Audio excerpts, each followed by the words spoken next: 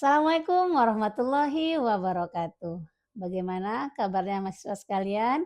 Semoga kita semua dalam keadaan sehat.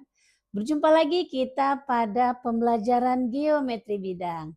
Nah, pada pertemuan sebelumnya kita sudah membahas tentang postulat kekongruenan dan kesebangunan serta bagaimana memanfaatkannya dalam pembuktian matematika. Pada pertemuan kali ini kita akan membahas sesuatu yang lebih menarik, yaitu bagaimana mengaitkan kekongruenan dan kesebangunan dalam konteks budaya. Nah, kenapa ini penting? Karena sebenarnya matematika itu ada dalam budaya yang ada di sekitar kita, yang kita namakan dengan etnomatematika. Sebagai calon guru matematika, kita harus mampu mengaitkan matematika dengan konteks budaya. Setelah menonton video ini, kalian diharapkan mampu menerapkan konsep kekongruenan dan kesebangunan pada objek budaya kontekstual. Nah, coba amati motif-motif budaya Melayu berikut ini. Ini motif yang pertama, kemudian motif yang kedua, dan ini motif yang ketiga, dan ini adalah motif yang keempat.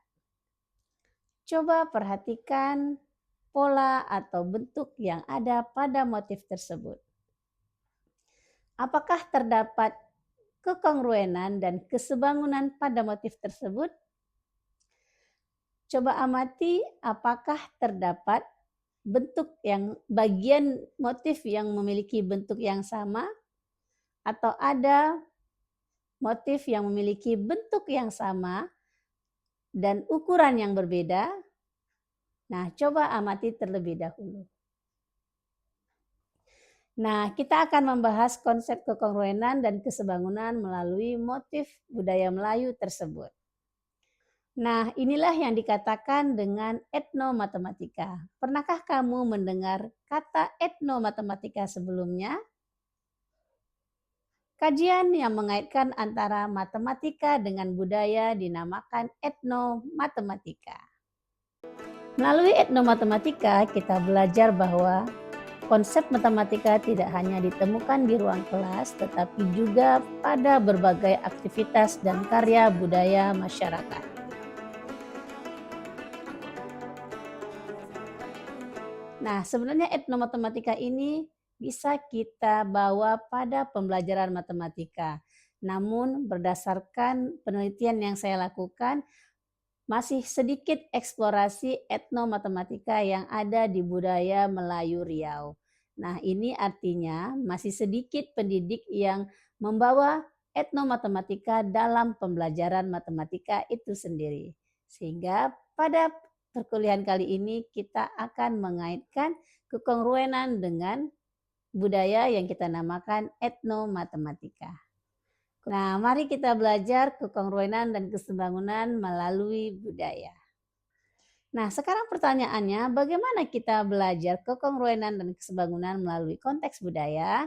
Nah, perhatikan motif berikut ini.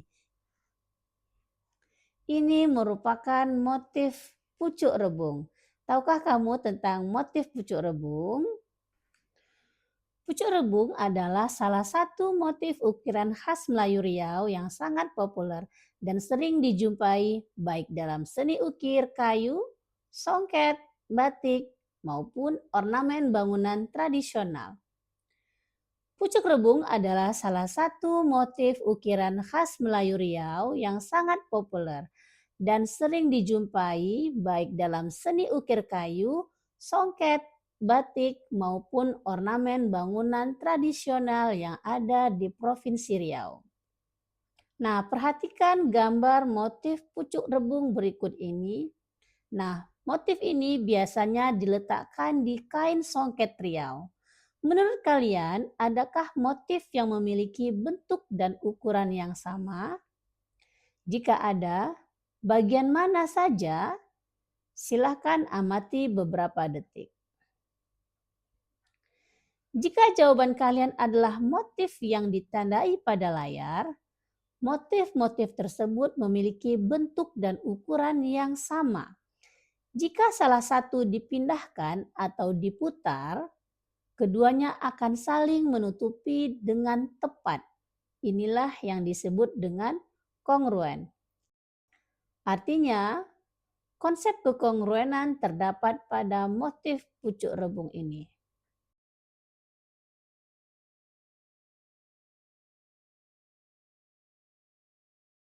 Perhatikan bahwa posisi suatu bangun dapat berubah. Bangun dapat digeser atau diputar. Tetapi selama bentuk dan ukurannya tetap sama, bangun tersebut masih dikatakan kongruen. Jadi kongruen tidak dipengaruhi oleh posisi suatu bangun. Jika kita perhatikan motif pucuk rebung yang ada pada kain songket ini posisinya berbeda. Artinya walaupun posisinya berbeda namun bentuk dan ukurannya tetap sama. Sekarang perhatikan bagian motif yang lain. Apakah ukurannya masih sama? Ternyata tidak. Ada motif yang ukurannya lebih besar, tetapi bentuknya tetap sama. Menurut kalian, apakah pasangan motif ini masih kongruen? Jawabannya adalah tidak kongruen, tetapi sebangun. Mengapa? Karena bentuknya tetap sama, hanya ukurannya yang berubah.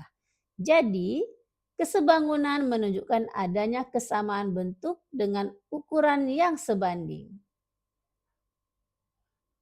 Nah, konsep kesebangunan yang ada di motif pucuk rebung ini akan kita temui pada dua tempat yang berbeda.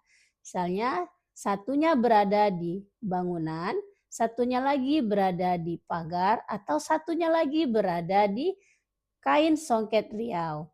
Nah, walaupun ukurannya berbeda, tetapi bentuknya tetap sama. Inilah konsep kesebangunan. Motif Melayu ini tidak disusun secara acak. Setiap pola dibuat berulang dengan ukuran, jarak, dan susunan yang proporsional sehingga menghasilkan tampilan yang indah dan seimbang. Disinilah kita melihat bahwa konsep geometri berperan penting dalam menghasilkan nilai estetika sebuah karya budaya. Menariknya, para pengrajin mungkin tidak menyebut istilah kongruen atau sebangun ketika membuat ukiran. Namun melalui pengalaman dan keterampilan yang diwariskan dari generasi ke generasi, mereka telah menerapkan prinsip-prinsip geometri dalam proses berkarya. Hal ini menunjukkan bahwa matematika hidup dan berkembang bersama budaya masyarakat.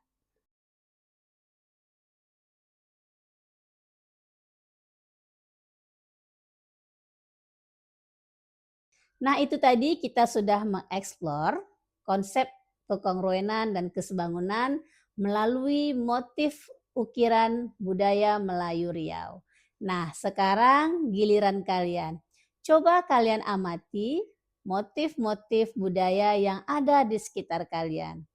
Coba amati apakah terdapat konsep kekongruenan atau konsep kesebangunan dari motif-motif budaya yang ada di sekitar kalian tersebut.